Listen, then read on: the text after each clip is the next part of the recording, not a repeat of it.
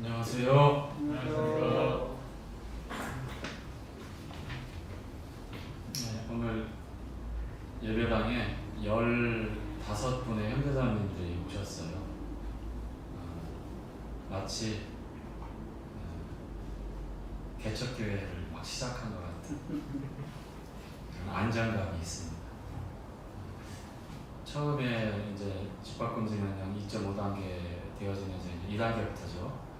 저희가 이제 모이는데 그 제안을 받을 때 저희는 이제 교회 일꾼들 6명이 이렇게라도 모여서 예배를 드려서 이 예배당에서 쉼없이 주님을 높이고 찬양하고 이렇게라도 해야지라고 이렇게 계획을 세우고 진행했는데 어느덧 이제 15명까지 혹시 아직까지 TO가 다 안 찼기 때문에 지금 방송을 통해서 보시고 계신 성도님들 중에 너무나 오래도록 지금 한 달이 넘고 벌써 6주째 접어들 가는데 예배당에서 정말 예배 드리고 싶습니다 하는 성도님들이 계시면 사전에 연락을 주셔서 저희들이 함께 예배 드릴 수 있도록 그렇게 준비하겠습니다. 사실 제가 청년의 단톡방에 아침에도 혼자서 준비해서 예배드리거나 또 말씀 경청하는데 좀 어려움이 된다면 함께 나와라 라고 이렇게 공지를 올렸는데 우리 딱 한 자매님이 반갑게 또 이렇게 와주셔서 좋고요. 그리고 제가 미루어서 이렇게 기대하고 있었던 몇몇 우리 형제들이 아무 연락이 없어가지고 큰일 났구나. 큰일은 아닙니다만 어느덧 지금 우리가 편한 가정에서의 그 안주하고 있는 그 삶이 하나둘 뿌리내리면 안 될 텐데 여러분 분명히 여러분 기억하십시오. 지금 비정상의 시대입니다. 비정상이 정상화되어서 지금 내가 뭐 크게 신경 쓰지 않고 준비하지 않고 남들 보는 이에 뭐 시선도 이렇게 크게 신경 쓸 일도 없고 해서 뭐 세수는 했는지 어쩐지 모르겠지만 뭐 옷도 그냥 잠옷 그렇게 입고서 바로 또 온라인상에 예배 드리겠다고 준비했다고 하면 이런 거는 곤란하지 않겠어요? 근데 혹시 이제 예배당 나오는 것처럼 깔끔하고 단정하게 다 준비하고 예배 드리고 있는 그런 성도님들 가운데도 그냥 이렇게 다 준비했으니까 집에서 하는 게 더 좋다 이런 마음을 가지시면 또 더군다나 안 된다는 겁니다. 그런 분야를 할지라도 주님께서 명령하셨어요. 그렇게 우리한테 말씀하셨고 집합적으로 모여서 교회를 한몸된 진리를 따라 성도들이 이 교회라고 하는 그 진리를 따라 모여서 함께 주님을 높이고 경배하며 또 말씀 앞에 모이기를 원하고 계십니다. 이것이 정상적인 거예요. 그런데 시간이 갈수록 이제 우리 성도님들 특히 우리 사랑하는 청년들 제가 몇몇 이렇게 딱 생각하고 저한테 연락이 올 줄 알고 기대를 했었는데 전혀 전화를 안 하고 지금 가정에서 안주하고 있는데 제가 실명은 공개 안 하겠습니다만 왜냐하면 각각 사정이 있기 때문에 다음 주에도 연락이 안 오면 제가 실명을 공개할 수도 있으니까 각오를 하시고 저한테 사전에 다 문의를 해주시기 바랍니다. 우리 청년 형제님들 자매님들 아시겠죠? 네. 이렇게까지 말씀을 드렸는데 일주일 돼 보겠습니다. 자, 우리 다 함께 성경 말씀 한 구절 읽죠. 히브리서 11장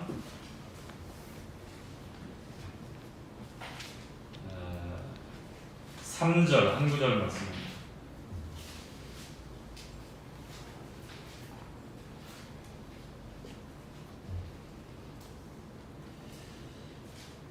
믿음으로 시작. 믿음으로 모든 세계가 하나님의 말씀으로 지어진 줄을 우리가 아나니 보이는 것은 나타난 것으로 말미암아 되는 것이 아니니라. 자, 믿음으로 모든 세계가 하나님의 무엇으로요? 말씀으로 지어진 줄을 우리가 아나니. 무엇으로 안다고요? 말씀으로 지어진 줄을 무엇으로 안다고요? 믿음으로. 믿음으로 아는 겁니다. 이 믿음. 자, 요한복음 11장에 나사로가 이제 병을 앓다가 죽게 됩니다.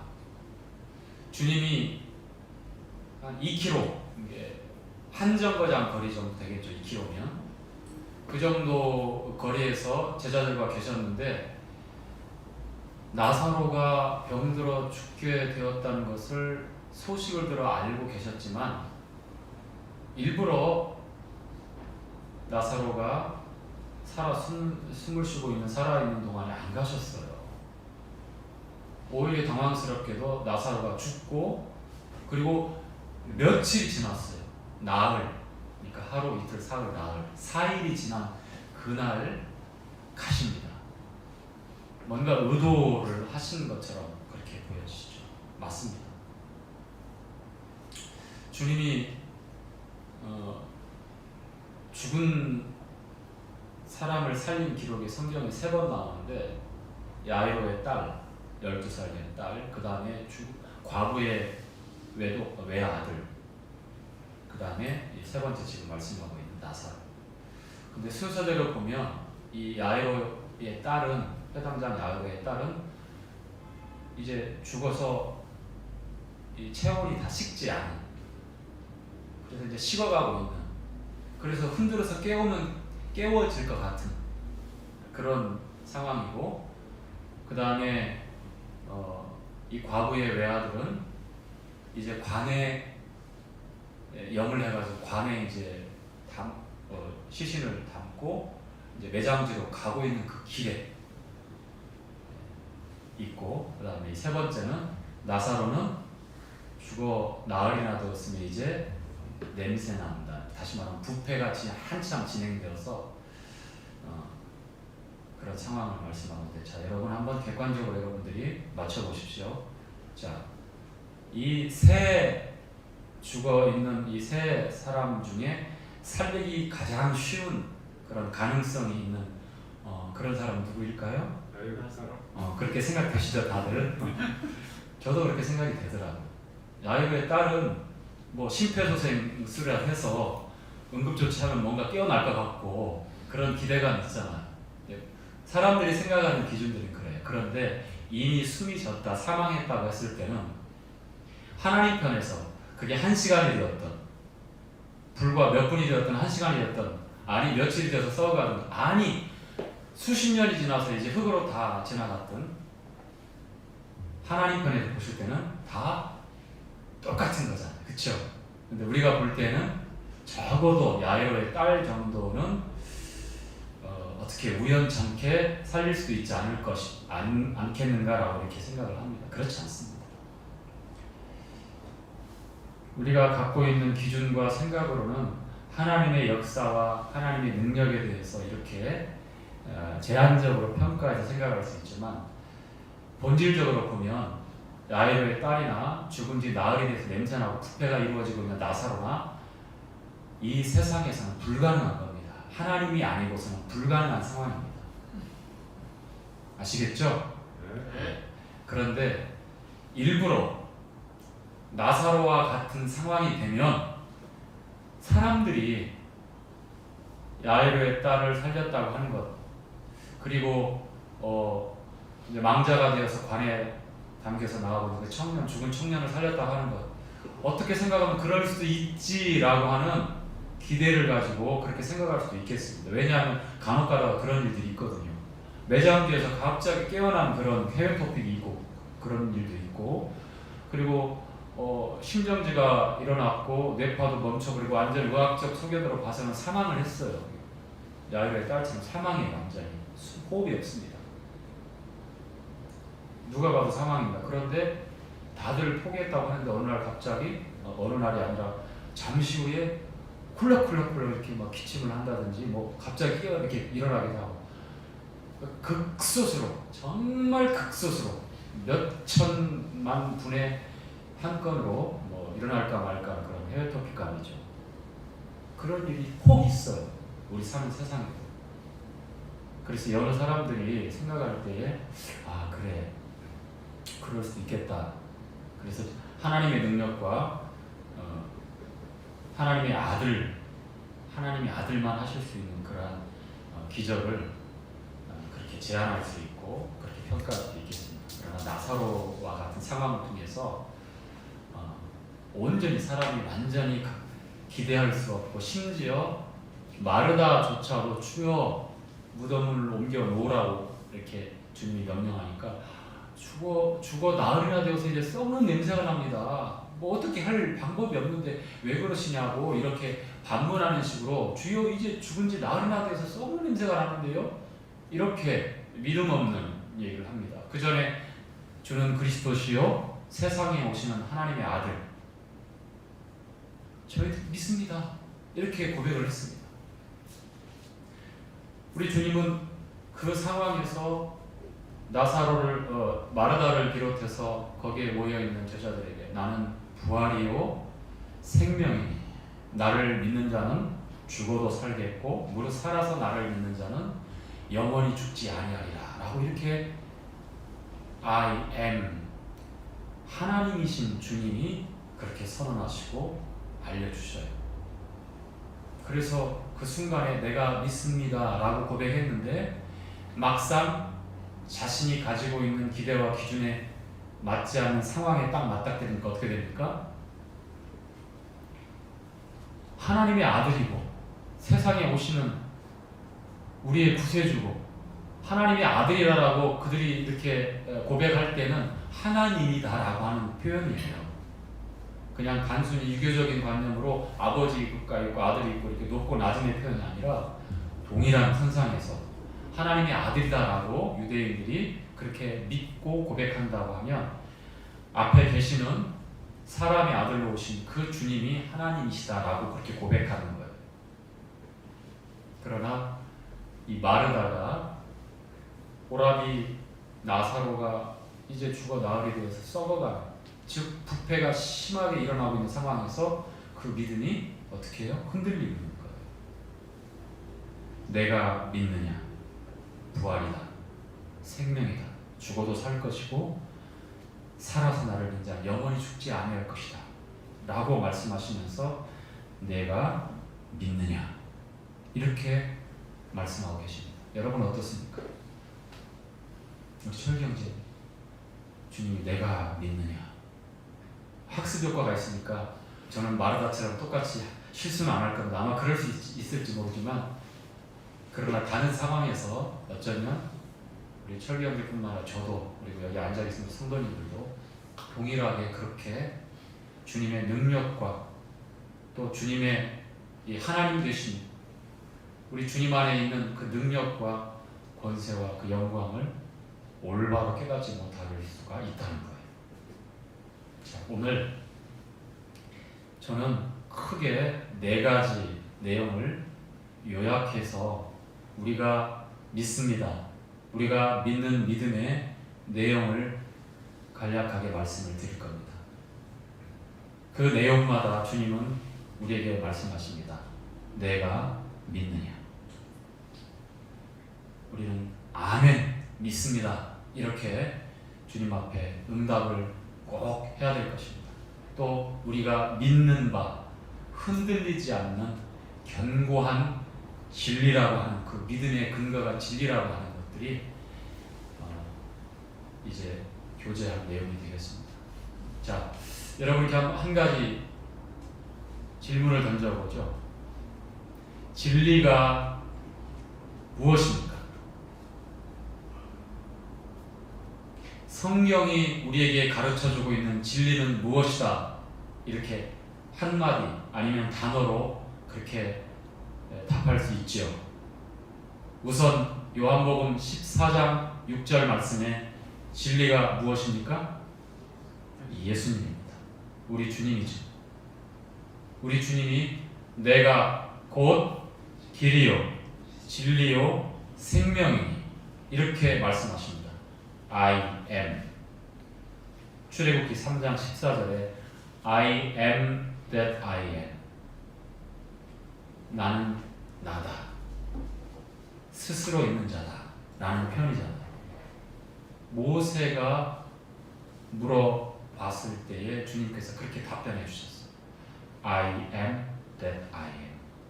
요한복음에 나는 부활이요, 나는 생명이요, 나는 선한 목자요, 나는 참 포도나무요, 나는 길이요, 나는 진리요, 이렇게 말씀하실 때 I am, 그 표현이 동일한 표현이에요.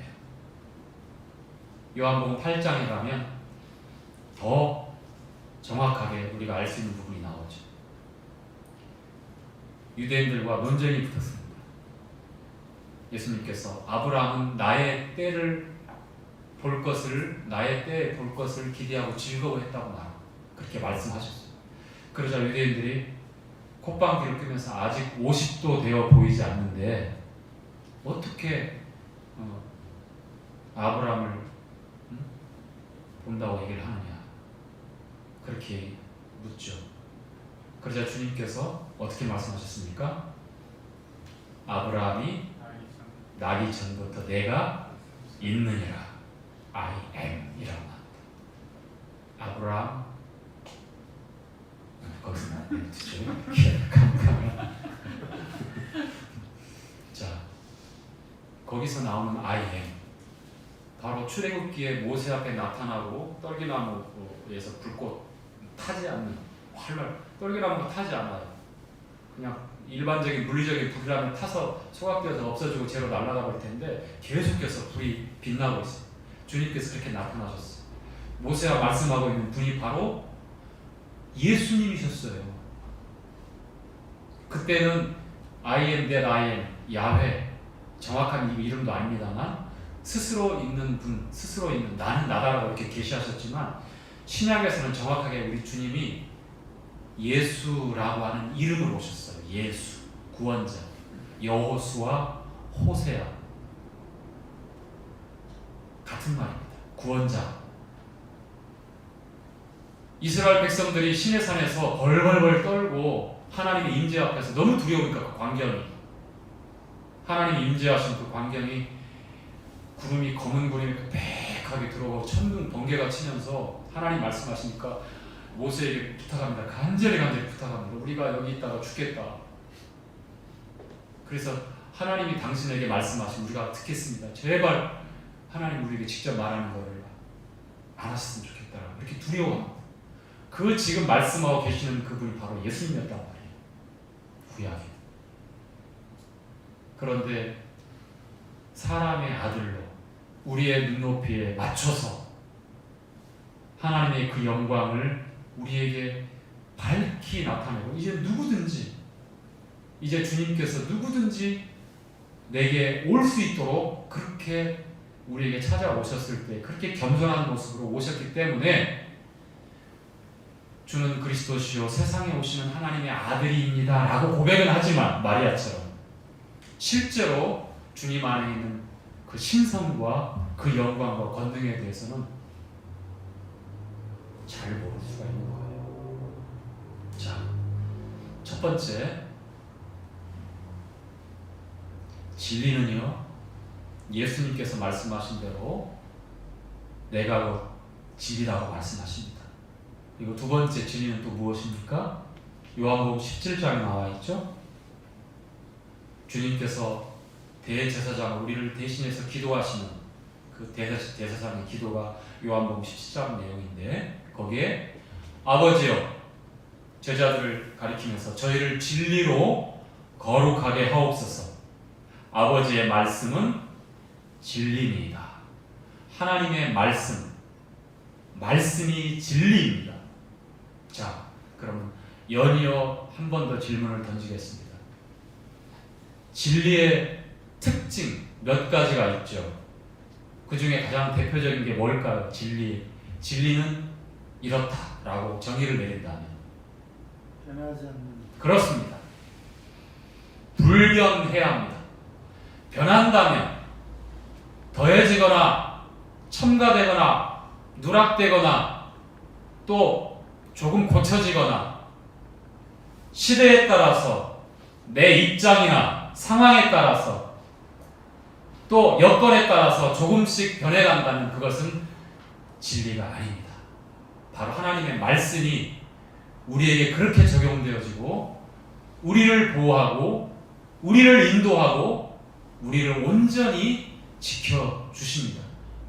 변하지 않는 하나님의 말씀이, 그것이 약속이라고 하는, 하나님께서 우리에게 하신 그 약속을 통해서 우리가 그 약속 가운데서 안식할 수 있는 거예요. 가장 대표적인 약속이 우리 주일학교 아이들까지 다 알고 있는, 남녀노소 모든 사람이 알고 있는 성경 말씀을 요약해서 한 구절로 만든다면 어떤 약속으로 나오죠? 요한복음 3장 16절에 나와 있는 하나님의 그 약속입니다. 하나님이 세상을 이처럼 사랑하사 저를 믿는 자는, 독생자를 주셨으니 저를 믿는 자는 멸망치 않고 영생을 얻으리라. 하나님이 약속하십니다. 이 구약, 신약, 올드 테스트먼트, 뉴 테스트먼트, 그 약속이 바로 약자, 이 약속입니다. 약. 그 약속할 때 그 약자를 쓰는 거예요.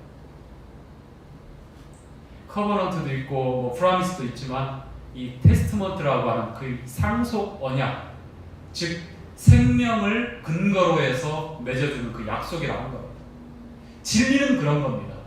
그때그때 시대가 달라지거나 내 입장에 따라서, 내 주관적인 감정에 따라서 더해지고 빼지거나 조금씩 가미되어진다면 그것은 진리가 아닙니다. 우리가 진리를 믿고 있는 게 아니에요. 자, 그래서 제가 네 가지를 딱 말씀을 드리는데요. 첫 번째가 뭘까요? 첫 번째, 우리는 하나님을 믿습니다. 창조자 하나님을 믿습니다. 창세기 1장 1절 말씀 여러분 잘 아시죠? 자, 다 함께 시작. 태초에 하나님이 천지를 창조하시니라. 이것은 성경의 시작입니다. 그리고 이 안에 우리 믿음의 근거가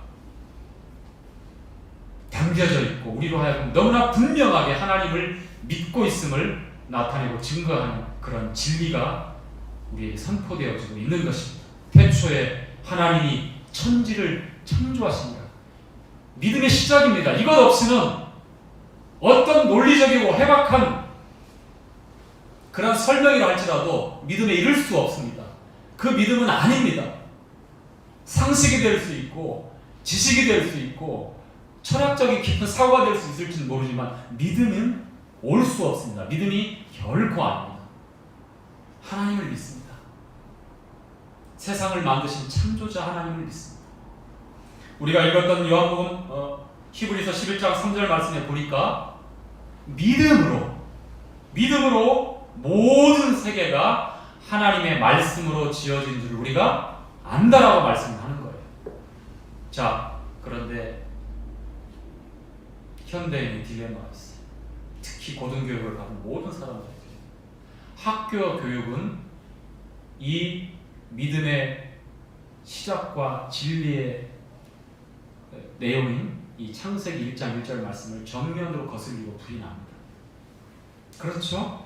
자, 창세기 1장을 펴서 우리가 읽어가면 우리가 그동안 배워오고 학습해오는 모든 지식과 다르다고 하는 걸 알 수 있어요.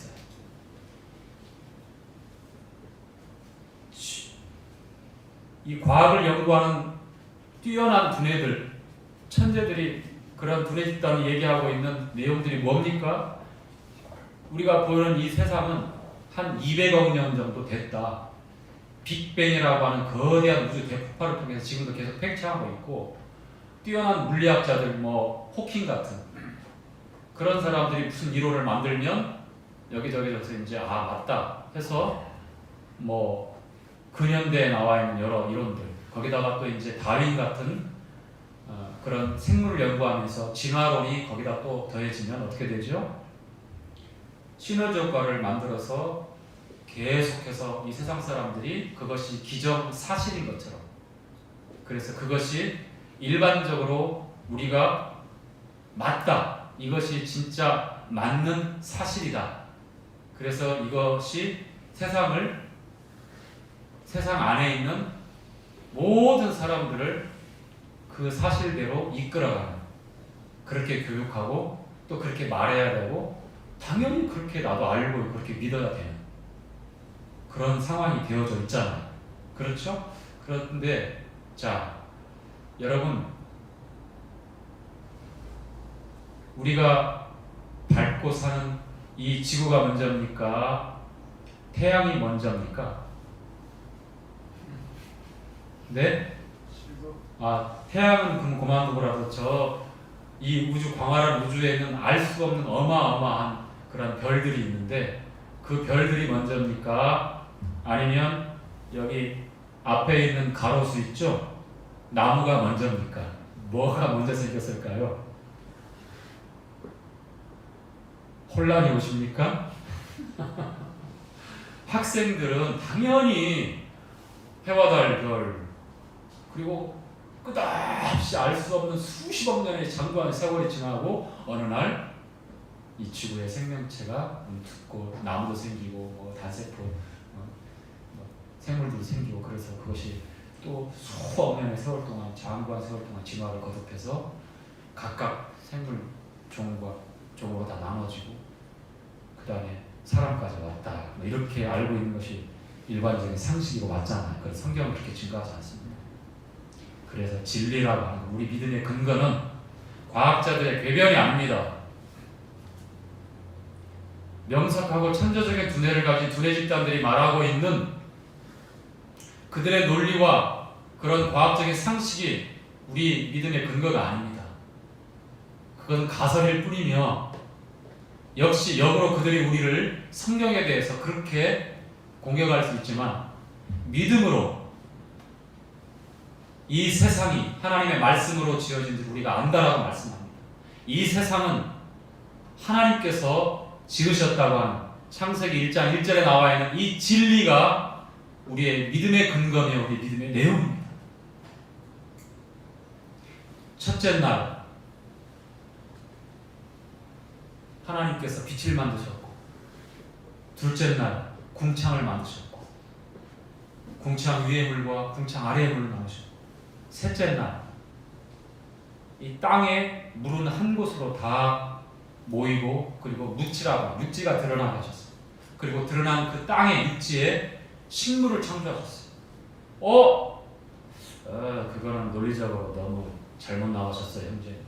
어떻게 식물이 광합성 작용을 해서 살아야 되는데 태양도 없는데 어떻게 식물이 있습니까? 라고 이렇게 반론을 하죠.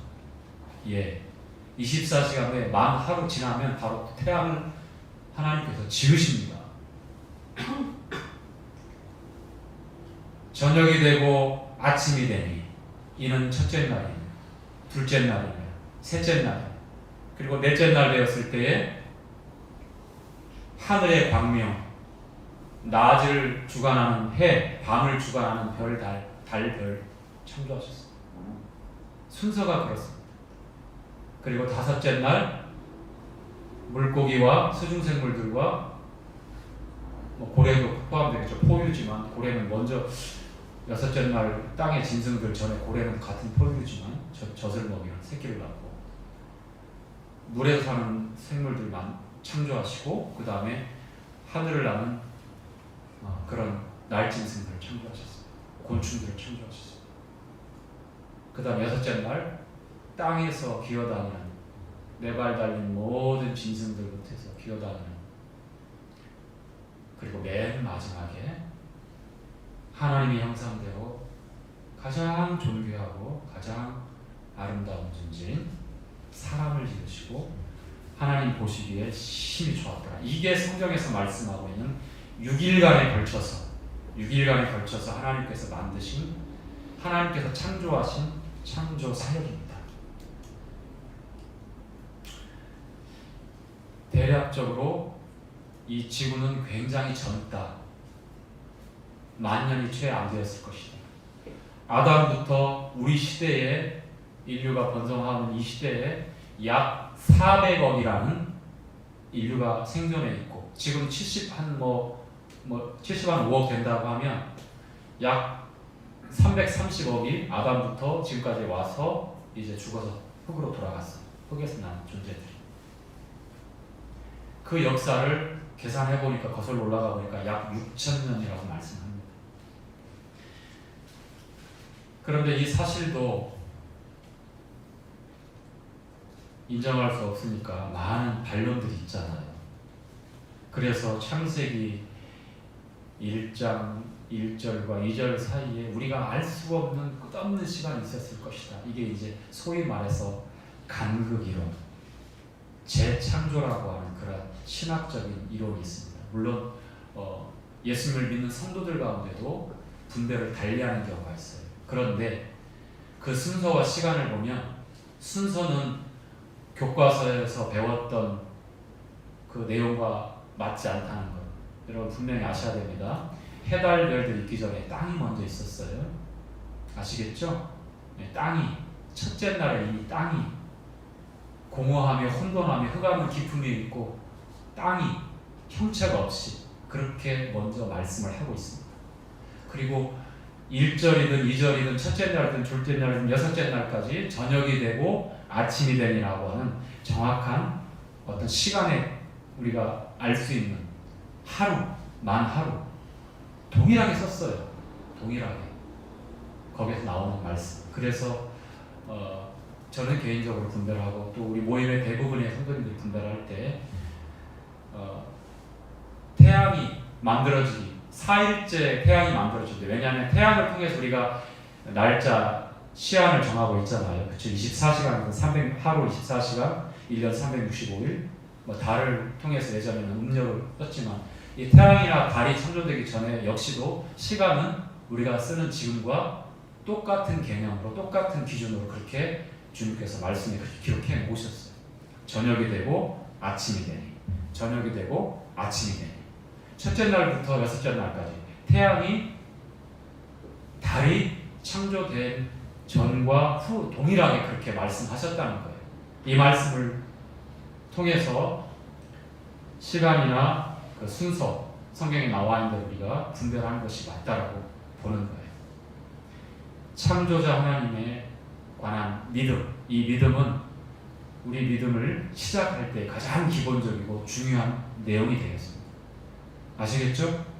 아마 학생들이나 혹은 청년들이나 그리고 그동안 알고 있었던 과학적인 상식들 그것과 창조 순서하고 배치되기 때문에 혼란이 올 수 있지만 여러분 무엇을 믿을 것이냐 어떤 것을 믿음의 근거로 둘 것이냐 제가 서두에 말씀드린 대로 진리여야 합니다.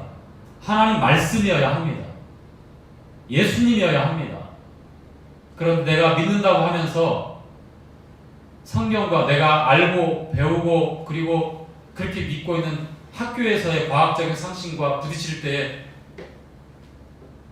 성경을 한쪽으로 이렇게 밀쳐놓는다면 여러분 믿음은 진리에 근거한 믿음이 아니라고 하는 거예요.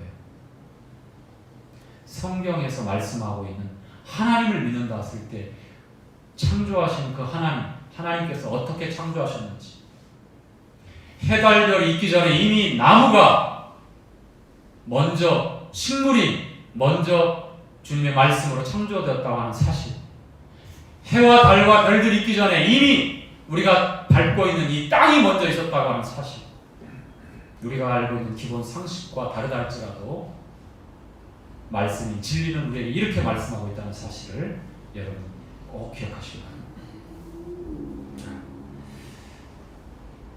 저는 연화에서 한 가지 주님의 이 첫 창조에 주님이 보시기에 심히 좋았다라고 말씀하신 이 창조하신 후에 이 아름다움이 우리 조상 아담을 통해서 산산이 부서지는 내용이 나오죠. 그렇죠? 3장에 가면 그 내용이 나옵니다만 로마서 5장 12절에는 한 사람으로 말미암아 죄가 세상에 들어왔다라고 말씀을 하고 있습니다. 그래서 이제 로마서 8장으로 또 넘어가면 피조물이 탄식하는 내용이 나옵니다.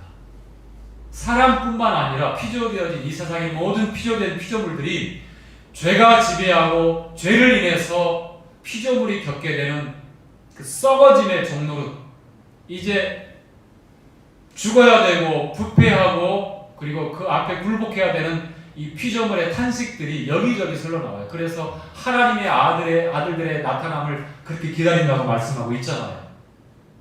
그러한 세상이 지금 우리가 사는 세상이지 않습니까?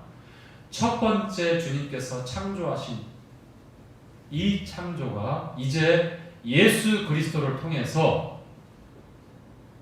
궁극적으로 우리는 요한계시록 21장과 22장에 가면 새 하늘과 새 땅이라고 하는 참으로 처음 하늘과 처음 땅이 사라지고 새 하늘과 새 땅이 우리 앞에 펼쳐지는데요.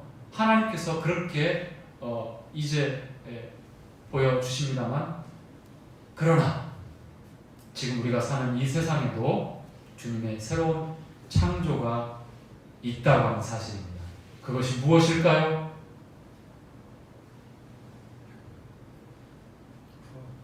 네? 그렇죠. 고린도후서 5장 17절에 누구든지 그리스도 안에 있으면 어떤 거라고 뭐라고 말씀하시죠? 새로운 피조물. 새로운 피조물. 자, 우리 주님의 부활이 바로 우리가 예수 그리스도 안에서 새로운 피조물로, 우리 주님의 새로운 창조물로 그렇게 나타난다고 하는 사실을 증거하고 있습니다. 이것이 우리가 죄가 지배하는 세상에서 하나님을 믿고 또 그 믿음을 통해서 이제 하나님께서 새롭게 창조하시는 그러한 새로운 피조물로 진리의 근거에서 나타나고 나아가는 그러한 내용이 되겠습니다. 저는 이와 같은 저를 새롭게 창조하신, 그리스도 안에서 부활의 생명으로 새롭게 창조하신 하나님을 믿습니다. 자, 베드로전서 1장 3절에도 그렇게 말씀하고 있고요. 또한 요한복음 11장에 서두에 말씀을 드린 대로 주님이 부활이요 생명이라고 말씀하실 때 그렇게 증거하셨습니다. 우리가 하나님을 믿습니다 라고 그렇게 우리 믿음을 증거할 때 창조자 하나님을 믿고 진리의 말씀을 근거로 해서 하나님의 창조 사역을 믿고 또한 예수 그리스도 안에서 새로운 피조물로 우리 자신을 창조하신 그런 하나님을 믿습니다 라고 이렇게 고백합니다. 자, 두 번째, 무엇을 믿느냐? Do you believe? 이렇게 물어본다면 두 번째 어떻게 고백하겠습니까? 정말 중요한 내용. 이제 시작했다면 그 가장 중요한 믿음의 중심에 있는 내용이 바로 저는 예수님을 믿습니다. 이렇게 고백을 하겠습니다. 예수님이 하나님의 아들이심을 믿습니다. 예수님이 나의 구세주인 것을 믿습니다. 예수님이 나의 그리스도인 것을 믿습니다. 기름 부음 받은 왕이며 선지자이며 나의 중보자 되신 제사장인 것을 믿습니다. 자, 요한복음 1장 1절 그리고 14절에 성경 말씀은 이렇게 증거하고 있습니다. 태초에 말씀이 계시니라. 이 말씀이 하나님과 함께 계셨으니 이 말씀은 하나님이시니라. 자, 요한복음 1장 14절 한번 함께 읽죠.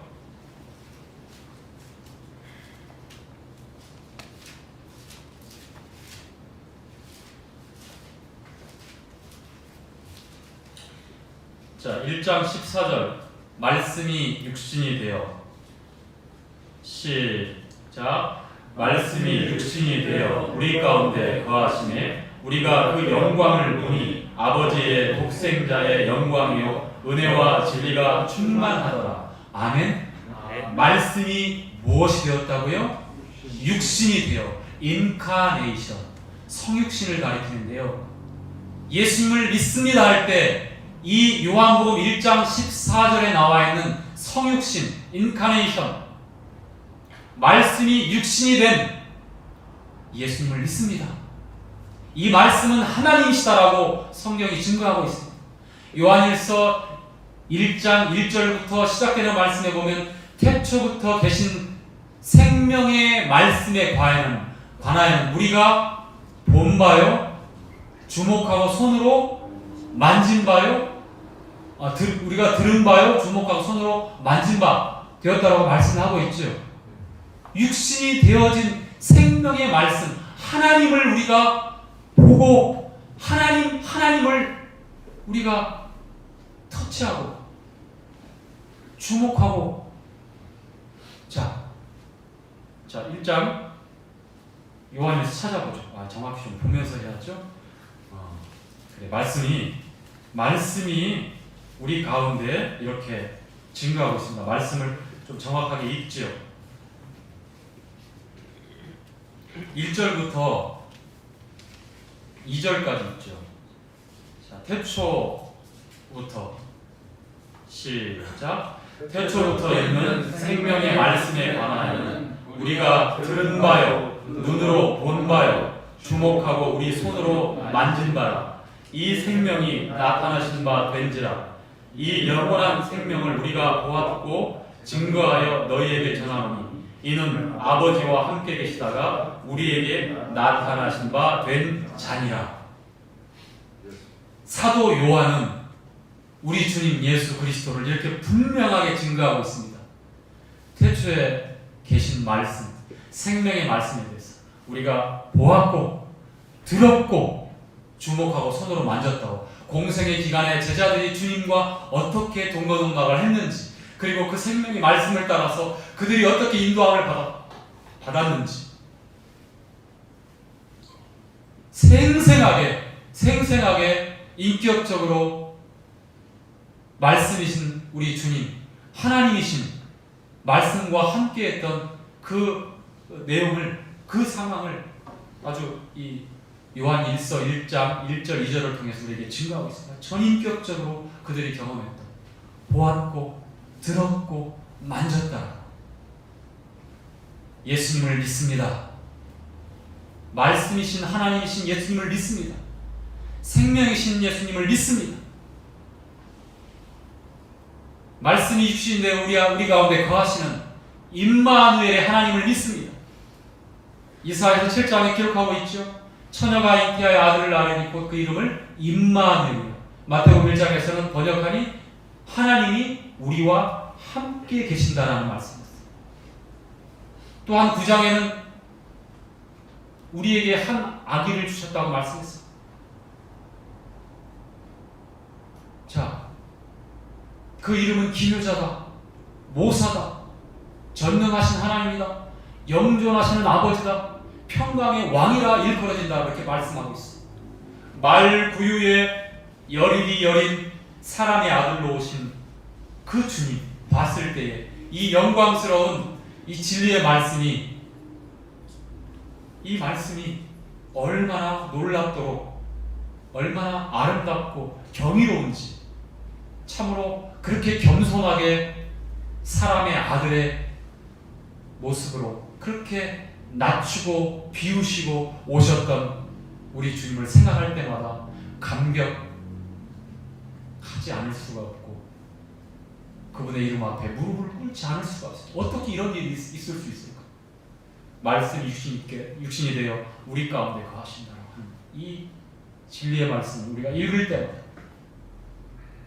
그리고 생생하게 보고 듣고 동고동락하며 경험했던 그 생명의 말씀에 관한 분명하고 뚜렷한 이 진리의 증거를 우리가 읽고 묵상할 때마다 이 말씀 앞에 우리가 우리의 믿음을 고백하고 무릎을 꿇지 않을 수 없습니다.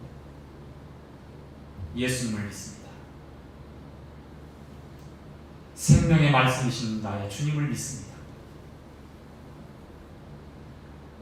또한 우리 주님은 하나님의 아들이시다. 유대인의 의식과 그들의 정서를 떠나서 아버지와 아들은 우리는 대부분 차이가 있는 것처럼, 아버지는 높고 그리고 아들은 아버지보다 낮다라고 하는 유교적인 관념을 가지고 있어요. 그런 기본적인 상식을 갖고 있어요. 그렇지 않습니다. 왜 이 말씀을 드리냐면 예수님이 참 하나님이심을 증거하기 위해서 이 말씀을 드립니다. 한 번 더 말씀을 드립니다. 하나님의 아들이다라고 제자들이 고백하고 마르다가 고백하고 주님을 따랐던 그런 많은 제자들이 고백했을 때 그것은 뭐냐면 주님 당신은 하나님입니다. 우리에게 나타나신 하나님입니다. 우리 앞에 서 계시는 하나님입니다 라고 하는 그들이 구약에 그렇게 경외하고 두려워하며 감히 입에 담을 수 없는 그런 영광스러운 아버지라고 하는 하나님이라고 하는 주님이라고 하는 그런 고백이에요.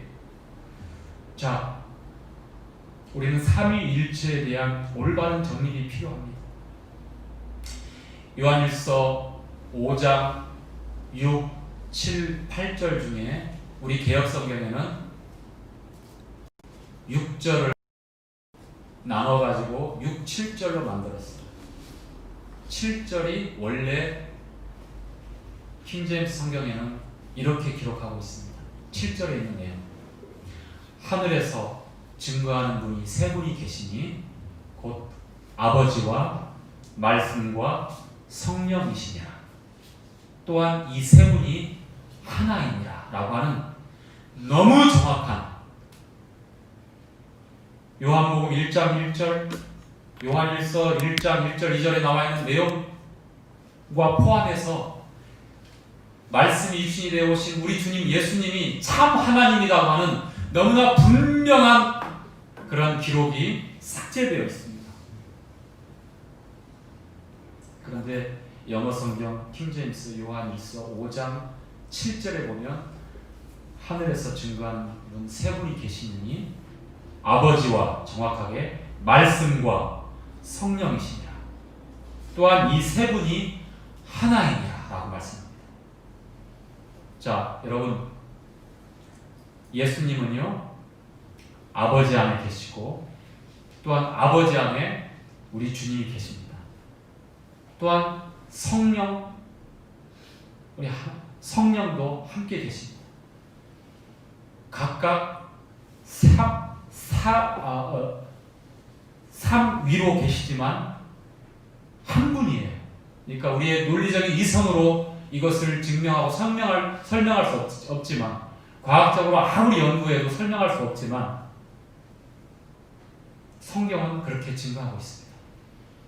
예수님은 참 하나님입니다. 머리가 세 개 달려있고 몸은 하나인 삼두신 이런 식으로 이해하면 안 됩니다. 삼위일체를 각각 머리가 있고 몸은 하나다. 아니에요. 이거는 이단. 그래서 하나님의 이 삼위일체를 오용한 사단이 인도나 고대 종교에 보면 이런 신들이 있어요. 삼두신. 또한 아버지가 예수님이 되고 예수님이 아버지가 되고 성령님이 예수님이 되고 성령님이 하나님이 되고 아버지가 되고 아버지가 성령님이 되고 하는 이것도 아니에요. 이건 양태론이라고 하는 겁니다. 이건 간혹 가다가 성도들 가운데 이렇게 생각하시는 분이 있어요. 아니에요. 각각 존재하죠. 각각 주님의 신격이 계셔요. 그러나 한 분으로 계셔요. 그러니까 아버지, 말씀, 성령 이렇게 따로따로 존재하시는 분이 아니라 아버지, 말씀, 우리 주님, 성령님 하나로 존재하셔요. 그러나 각각으로 위가 있는 분, 아버지, 말씀, 성령. 제가 설명하면서도 이거 혼란스러워하거나 오해하거나 잘못 이해하면 안 되실 텐데 하면서도 제가 한 번 더 설명합니다. 사도 도마가 주님 부활해서 처음 나타나셨을 때에 우리 주님께서 나타나셨잖아요. 다락방에. 도마가 없었어요. 그런데 두 번째 도마 있을 때 나타나셨을 때 도마야 이리 와서 이 못자국에 손을 넣어봐라. 그리고 창자국에 네 손을 만져보고 넣어봐라. 그리고 믿음 없는 자가 되지 말라. 도마는 정말 현실적으로 내가 확실히 확인하기 전까지는 못 믿겠어. 이렇게 버티고 있었어요. 참 안타깝죠. 꿀밤이라도 주고 싶지만 주님이 그렇게 말씀을 하셨거든요. 자, 그런데 도마가 고백하죠. 나의 주님이시며 나의 참 하나님이십니다. 그 앞에서 그렇게 고백합니다. 이건 뭐 당연한 고백인 것처럼 생각하지만 예수 그리스도 하나님의 아들, 참 하나님, 아버지 안에 주님이 계시고 주님 안에 아버지가 계시고 빌립에게도 그거 못 믿겠느냐? 내가 하는 일을 통해서 내가 하는 그 능력을 통해서 아버지가 내 안에 내가 아버지에 있음을 믿으라라고 한 번 더 말씀하고 있죠. 많은 이방 종교에서 예수님을 좋게 성인으로 표현할 수도 있고 평가할 수도 있습니다. 뿐만 아니라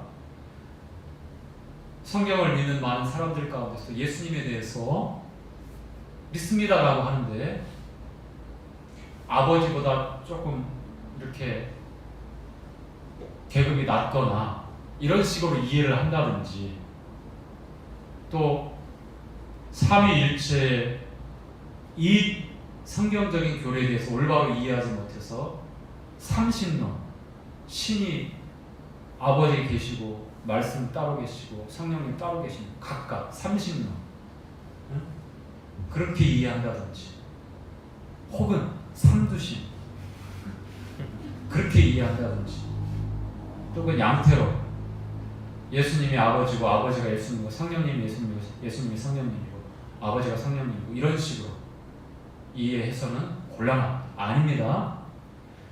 아버지, 말씀, 성령 각각 위를 가지고 계시지만 한 분으로 하나로 계시는 분이에요. 이게 삼위일체. 도형을 설명하자면 동그라미로 제가 설명하자면 아버지 한 분, 말씀, 성령 이렇게 각각 있는 게 아니라 세 개로 이렇게 있는 게 아니라 한 군데에 아버지가 계시면 그 안에 똑같은 모양, 똑같은 크기, 똑같은 방법을 똑같이 그리면 돼요. 말씀, 또 한 번 더 성령. 이렇게 도형으로 설명하자면 그렇게 설명을 드릴 수 있어요. 조금 이해를 하시기는 좀 수월하실 것 같아요. 저도 좀 답답하고 제대로 이해하셨으면 좋겠다. 지금 시청하시는 우리 노 성도님 중에 우리 노 모치님, 아 저게 뭔 말이야? 그러실까봐 걱정은 됩니다만, 자 오늘 준비한 말씀 중에 이렇게 네 가지 중에 두 가지까지 하고 말씀을 마치도록 하겠습니다. 우리 주님께서 우리의 중보자이신 것을 믿고요. 또한 우리의 죄를 영원히 속죄하신 그러한 대속의 사실 또한 우리는 믿습니다. 디모데전서 2장 5절에 하나님은 한 분이시요 사람과 하나님 사이의 중보도 한 분, 중보자도 한 분이시니 곧 사람이신 그리스도 우리 주님을 증거하고 있죠. 또한 히브리서 9장 12절에서는 염소와 송아지의 피가 아니라 오직 자기 피로 영원한 속죄를 이루사 단번에 성소에 들어가시는 것. 이제는 죄를 위하여 제사드릴 것이 없다고 말씀합니다. 마태복음 26장 28절에 보면 주님께서 제자들과 유월절 만찬을 마치시고 이제 최초로 제정하신 주의 만찬을 통해서 떡을 나누시고 빵을 나누시고 두 번째 잔을 나누실 때 들어서 제자들에게 이것을 너희들이 다 마시라. 이 잔은 너희를 위하여 세우는 새 언약이니 뉴 테스트먼트 신약 새 상속 언약이니 많은 사람의 죄를 위하여 죄사함을 위하여 흘리는 바 피 나의 피 곧 새 언약의 피이다 이렇게 말씀을 하고 있습니다. 예수님을 믿습니다. 나의 모든 죄 영원히 속죄하신 우리 주님을 믿습니다. 또한 나의 연약함과 허물을 중보하시면서 아버지 앞에 나를 위해 변호하시는 우리 주님을 믿습니다. 이것이 우리 믿음의 핵심적인 내용입니다. 그것이 성경에서 말씀하고 있는 진리를 근거로 하고 우리에게 증거하고 있는 믿음의 내용이 되겠습니다. 나머지 두 가지는 다음 기회에 교제를 하도록 하겠습니다. 하나님을 믿습니다. 그리고 예수님을 믿습니다. 아멘. 아멘. 마치겠습니다.